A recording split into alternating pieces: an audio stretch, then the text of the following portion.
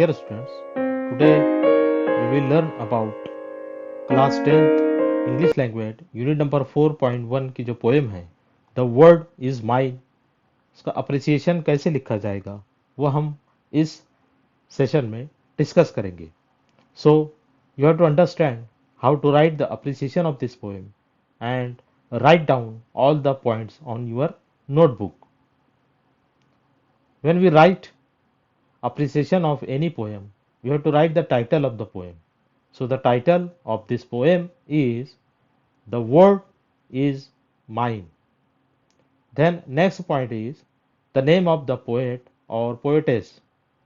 So the poetess of this poem, The Word is Mine, is Joy Lovelace Crawford. ये poet का नाम है. The next point we have to write is rhyming scheme. Now the rhyming scheme of this poem is different in different stanzas. अलग अलग stanzas में इस poem में जो अलग अलग rhyming schemes दी हुई है. For example, in the first stanza, the rhyme scheme of the poem is A B C C. Then in second stanza, the rhyme scheme is A B C C D D. In the third stanza, rhyme scheme is A B C C. And in the last fourth stanza, the rhyme scheme is A B.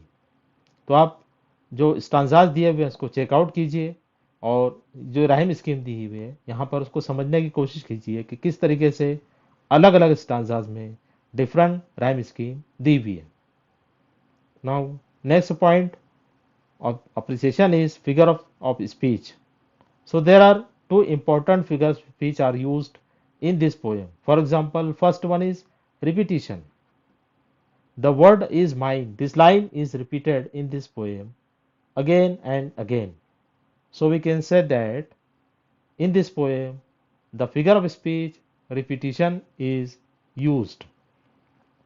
Then we may say that the second figure of speech which is used in this poem is apostrophe. And as we know that apostrophe is the figure of speech in which the poet addresses the thing which is not present before him or her, है ना, जो सामने मौजूद नहीं होती है उससे address किया जाता है. तो so in this poem the figure of speech apostrophe is used and the example of the line is O God, forgive me when I whine.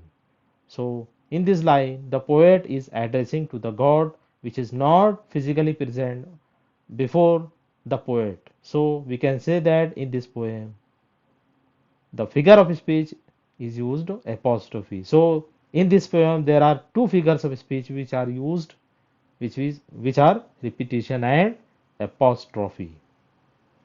Then next point is theme and central idea of the poem. So in this poem, the poetess is giving a message of life.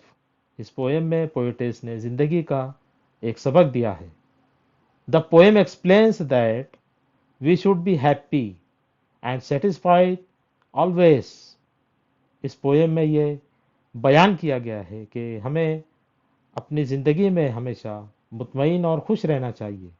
Whatever we have is sufficient for us. हमारे पास जो कुछ है वो हमारे लिए काफ़ी होता है.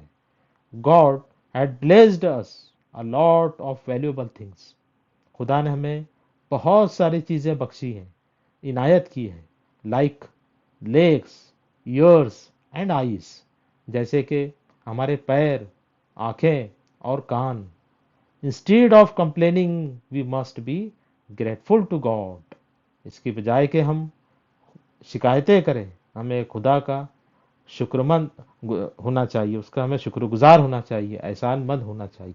So this is the central idea of the poem. तो इस तरीके